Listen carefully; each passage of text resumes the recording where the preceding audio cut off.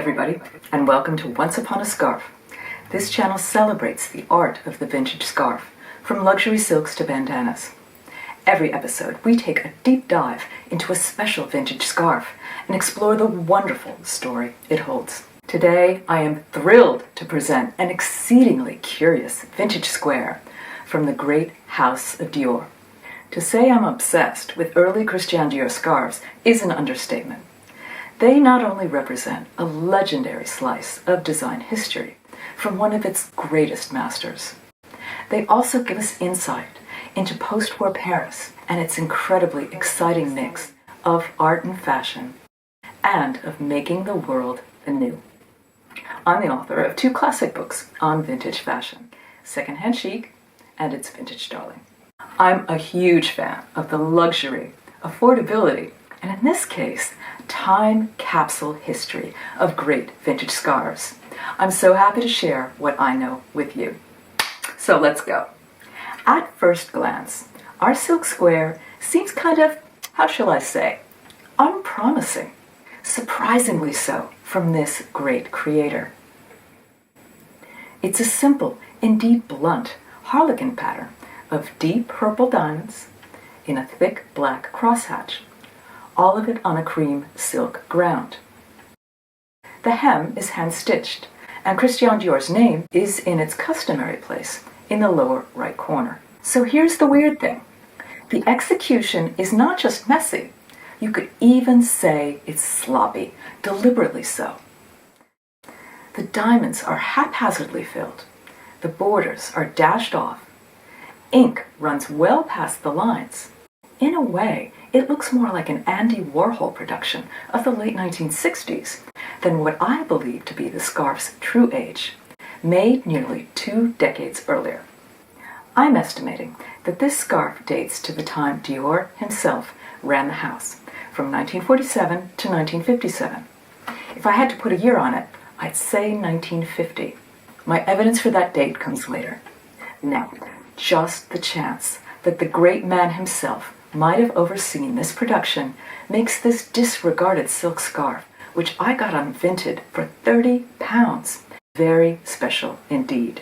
What's my evidence for the early 1950s date? A number of clues offered by the scarf itself lead me to believe it's quite old. The first is the color of the ground silk, an unbleached deep cream. You see this hue a fair bit in scarves from the great Paris design houses in the 1950s. Another sign typical of this era may not be immediately obvious, but once you notice it, it's glaring. There's no border framing the design. What this means is the house name floats in space. If we put our magnifying glass to work here, we see that the shape of the letters and spacing of the Christian Dior name is again typical of the house's scarf production in the latter 1940s into the 1950s. Note especially the flattened bottom of the S. This got rounded out after Marc Bohan took over Dior in the 1960s. But for me, the biggest and most obvious tell is the hand-painted look of the design. The scarf was printed for sure, but you see brush strokes rather than crisp-edged lines. This painterly effect, seeing the hand, the gesture of the artist, was also typical of French designer scarves of the 40s and 50s, until more sophisticated printing techniques swept over the art and fashion world in the 1960s.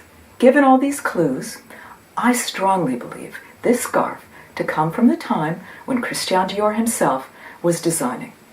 But that doesn't answer the main issue here. Why would Dior, whose house was renowned for producing immaculate dress, hat, and shoe designs, constructed and padded and patterned to the hilt in that elegant, new-look way, why would he produce a scarf that was so obviously, even in your face, messy? To begin to answer this question, let's start with the pattern itself. It's a harlequin motif, or as the French would say, harlequin. To Europeans in the mid-20th century, it would have had a very different immediate association than it might for us today. That's because, in a time with more limited entertainment options, the traditions of the circus, of the theatric commedia dell'arte, of Mardi Gras and Punch and Judy were more tightly woven into everyday life. Christian Dior lived in this world, and more deeply than is commonly believed. Before he became the model of a tight-laced fashion designer, serving royalty and Hollywood as a discreet image builder in a white coat, the man was a bohemian. As a young man, he ran an avant-garde art gallery and hobnobbed with Picasso, Calder, Giacometti, and above all, his great friend, Salvador Dali. As an art lover, Dior would have known the great French paintings of figures in Harlequin, how they evoked boundary worlds where clowns and jokers and jesters defied society's boundaries and showed a more unleashed, unrestrained way to be. In photographs, Christian Dior comes across as the ultimate establishment man, literally and figuratively deep in the closet.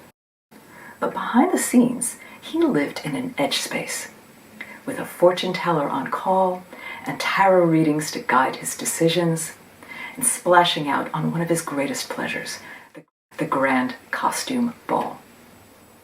The harlequin figure was just as complex. Within the realm of the arts, it represented not just the revels, but also the tragic comic side of human experience.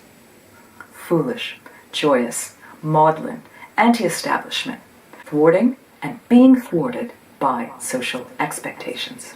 Could it be that this great designer, whose garments were so correct, corseted, and hemmed in, relished the chance to cut loose with this scarf design, making an object that was messy, graphic, a freak flag for a more underground way of life?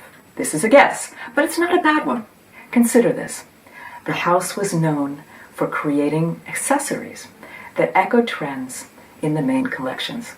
Here's a photo of the little shop on the ground floor of the house's first atelier on 30 Avenue Montaigne from 1947 to 1955. It was called Colis Fichés, meaning little luxuries, and it offered a rotating selection of costume jewelry, shoes, gloves, ready to wear, and of course scarves. As we can see, at one stage, a harlequin fabric was part of the shop's decor. More to the point, in 1950, Dior created these day dresses with a harlequin theme for a collection issued in February of that year. It probably coincided with Mardi Gras. Does that mean our scarf can be dated to the same year, 1950? Again, and I stress, I have no firm evidence, only clues, but we can say this. The scarf is old and very likely from the days when Monsieur Dior himself was in charge. I can't help but see a connection between the man and the motif. Harlequin meant cutting loose, and this scarf certainly does that. Moreover, in its slashes and pilings on of ink, it mounts an active rebellion against its own boundaries. Does it show a side of the designer who, underneath the pinstripe suits and crisp white coat, was more flamboyant, more outre, more artistically passionate than his society and his class allowed him, at least publicly, to be? That's a secret that, if true, only those who knew him best, and the Dior archives, could answer.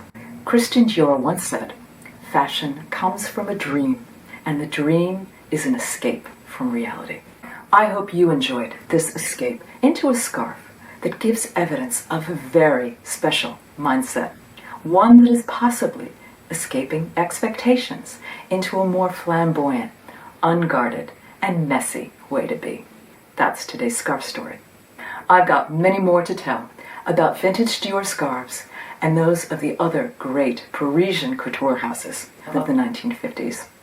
Please press the usual buttons if you'd like to see more.